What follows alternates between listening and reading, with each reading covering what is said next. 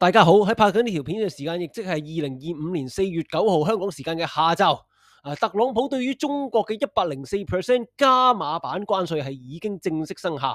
咁喺今朝咧，美債息包括呢個30年同10年嘅美債息咧，係突然之間急抽嘅。30年美債息一度係觸及5%。網傳咧就係話咧，而家中國係拋售緊美債嚟報復噶。有朋友同我講，就話經濟金融層面嘅第三次世界大戰其實已經係開打咗。我個人係表示同意啊。咁我個世界係咁亂啦，最近呢一轉美股股災，美國係罕見出現股匯債三殺嘅情況。咁係仲有咩投資機會呢？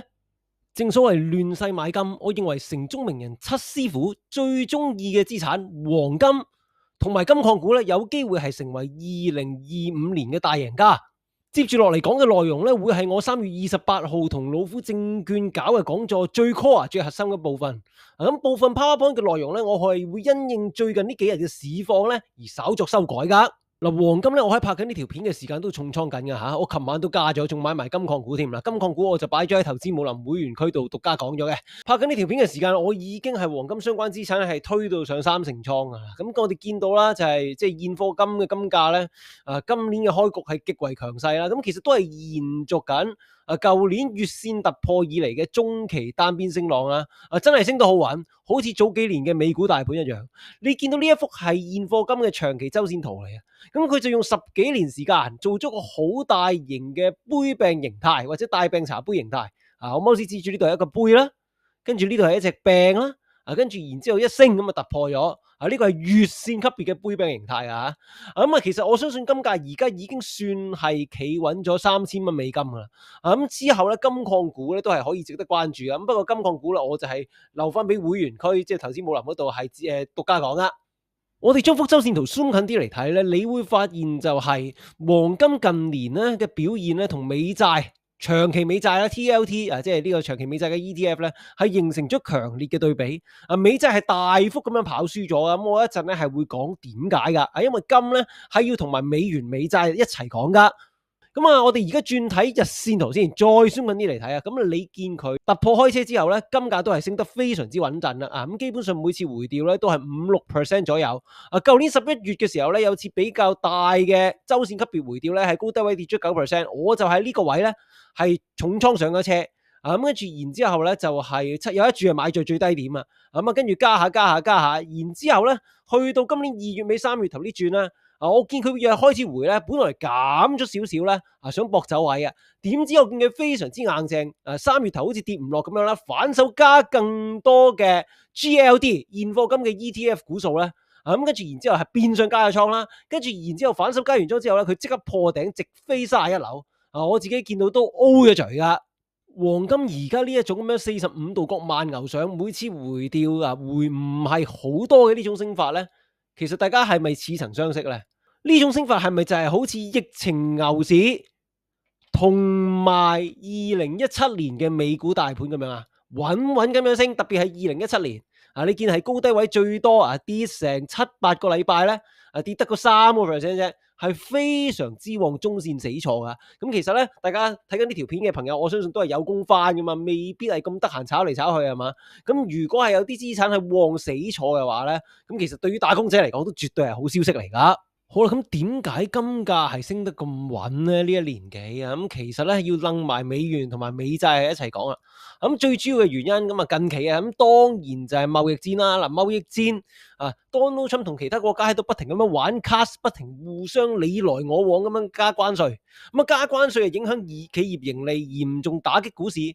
個世界咁亂，要有避險需求啊嘛。黃金其實就係最傳統嘅一種末日嘅避險資產嚟啦。另外啦，除咗話貿易戰之外咧，貿易戰咧，巴魯已經講過話，本質上咧係等同戰爭啊吓。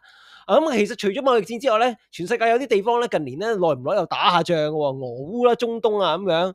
遲啲亞洲會唔會又打咧？真係唔知，話唔埋啊。特別係 Donald Trump 而家搞呢個貿易戰，搞到全世界唔同國家之間嘅關係咁僵，用乜嘢打起上嚟咧？係咪？所以地緣衝突咧，亦都係導致咧避險需求咧係多咗噶。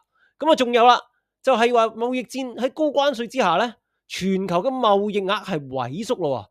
咁美元啊，不嬲就係國際貿易嘅主要貨幣嚟噶嘛，係嘛？係咪？咁啊，其實國際貿易萎縮咗之後，各國係咪唔需要揸咁多美元資產？我冇事指住呢個位啊，包括美債啊，對美元資產嘅需求咧係下跌咗噶。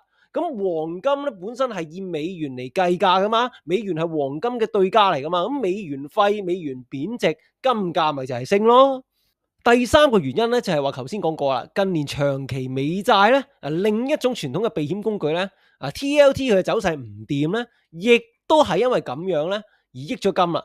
點解黃金近年係跑贏咗長期美債咁多呢？其實我哋係可以好似中學讀 Econ 咁樣，由供需兩端嚟諗噶。咁喺供應面方面呢，美帝財政部咧近年耐唔耐咧又增發下咁即係問人借下錢咁樣啦。本來增發美債係冇問題嘅，有人買咪得咯，係咪？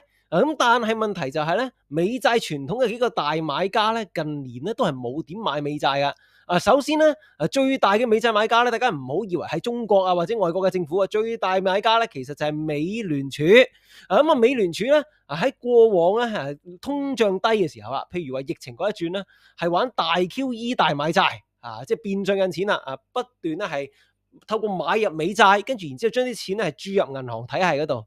咁但係自從俄烏戰爭2022年之後咧，通脹回歸。美聯儲咧係冇得再玩呢招啦，因為驚大印錢咧係會激化咗呢個通脹。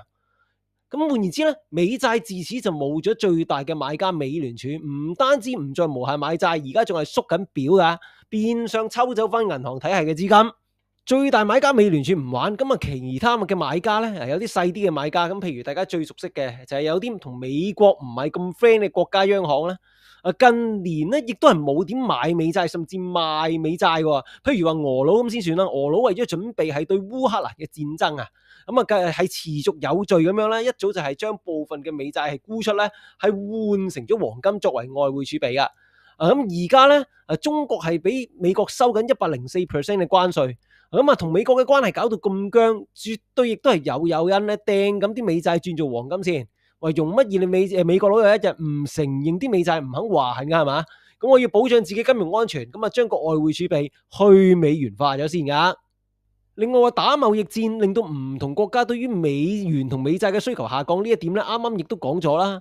咁喺供需兩端夾擊之下咧，咁結果美嘅債嘅債價咧近年就真係唔係好掂啊！長債息嘅極長期趨勢咧係扭轉咗啦，以前都拍片講過。大家都作為避險資產，美債唔掂就益咗佢嘅代替品黃金啦。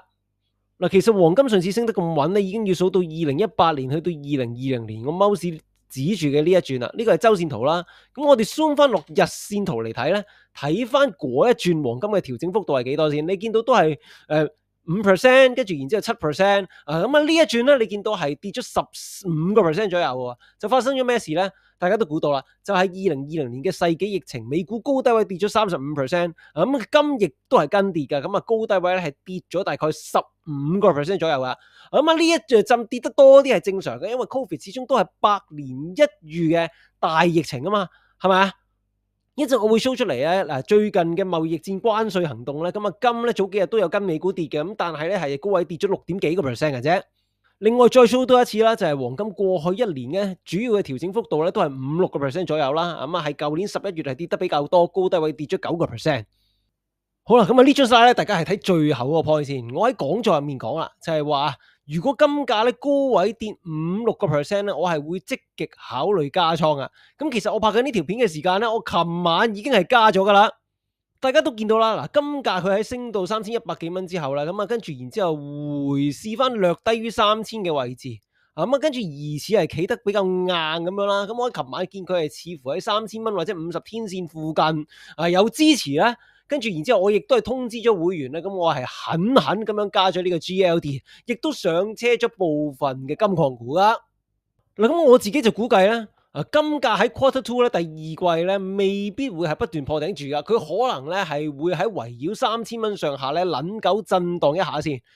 即係特別係美股最近個市況咁波動咧，而家 GLD 我就買夠噶啦。咁但係金礦股係未買夠，咁我都想即係如果趁 Quarter Two 咧趁金價係即係圍繞3000蚊震盪嘅時候咧，有靚位嘅話咧就加金礦股。佢而家出咗日線第一隻腳咧，但係我覺得佢有機會係好似舊年11月咁樣咧，係用兩隻腳嚟完成個調調整啊。咁啊，等呢條淺藍色嘅百天線上嚟。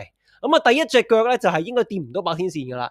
頭先你見到啦，佢係高低位跌咗大概係唔夠6.7%，跟住然之後今日哇，亞洲時段中國一開盤咁即刻掟美債又買黃金咁樣，非常之硬淨。拍緊呢條片嘅時間咧，升緊2點幾個 percent。咁所以簡單嚟講咧，金價我 quarter two 咧係睇圍繞3000蚊咧係橫行整固噶。咁啊5至6月咧都有時間嘅。嗱，5至6月呢個位我係用長線周期嘅計出嚟嘅，咁所以我就係睇即係可能 quarter two 橫行震盪下先啦，跟住然之後咧10至11月有另外一個位噶，咁啊睇下到時會唔會同舊年 quarter four 一樣有一陣可能比較深少少嘅調整，呢樣嘢到時先再算啦。另外講開長線周期咧，咁我自己點解係咁睇好黃金值得中線坐咧？就係因為我睇咧佢係有權升到去2026年中，我見坊間有啲計法咧，甚至係講到2027年中添，咁但係太遙遠啦。咁我哋淨係睇未來1年幾先啦。嗱，大家見到咧，黃金呢啲商品類嘅資產咧，一行起大浪上嚟咧，係可以行10年嘅。譬如話2001年去到2011年咧，係升咗咧係接近10年半嘅時間。然之後咧，2011年去到2015年係熊市啦。咁我哋將10年半嘅上一輪大牛市嘅時間加喺2015年嘅熊市底咧，就會指咗去2026年嘅6月左右。咁跟住然之後咧，我哋見到啊嘛，2011年去到2015年嘅熊市咧係持續咗51個月，51個月咧係其中一組黃金嘅重要嘅長線周期嚟噶。咁啊仲有其他嘅，我只不過冇 show 出嚟啫。咁如果咧，我哋喺2022年3月嘅俄烏頂咧，加翻51個月咧，你會發現咧，又係指咗去2026年嘅6、7月左右。咁結果咧，2026年6、7月咧，有兩組嘅長線周期咧，形成咗個密集位喺度，形成一啲所謂嘅共振位。咁大家玩開周期嘅朋友都知道啦，咁我哋就會關注呢啲所謂嘅周期密集位，咁係有權出頂底噶。咁我個人暫時就假設咧，到時會出現嘅係重要高點。有玩開占星嘅朋友可能都聽過噶啦，遲啲天王星進入雙子座咧，係美國嘅戰爭周期咧係會重臨噶。咁所以唔知到時咧會唔會美國咧係要打仗都唔出奇噶。隨住金價企穩咗3000蚊咧，咁我認為咧金礦股咧亦都係值得留意啊。玩開金礦股嘅朋友咧，包括以前嘅我咧，可能都會關注一隻ETF 就叫做 GDX 啊。咁但係問題就係 GDX 咧受到唔少衰股，譬如話以前有隻叫巴克利黃金高嘅拖累咧，佢喺金價開車之後嘅升幅係唔明顯嘅。我上個月搞講座嘅時候咧，佢仲未升穿2020年嘅高位。咁至於你話金價本尊咧，一早就破咗2020年嘅頂啦，係咪？咁所以咧，其實我覺得咧，玩金最好嘅策略咧，係用現貨金 ETF GLD 搭2、3隻金礦股嚟進攻。咁注意啦，金礦股咧亦都有風險，就係未必跟金價啦，同埋始終係股票係可能有業績裂口，股災嘅時候咧，波幅亦都係可以非常大噶。咁至於金礦股，我自己有咩心水咧？大家係可以去投資武林，睇翻我之前拍過嘅獨家片啦。今日講到呢度先，多謝晒大家。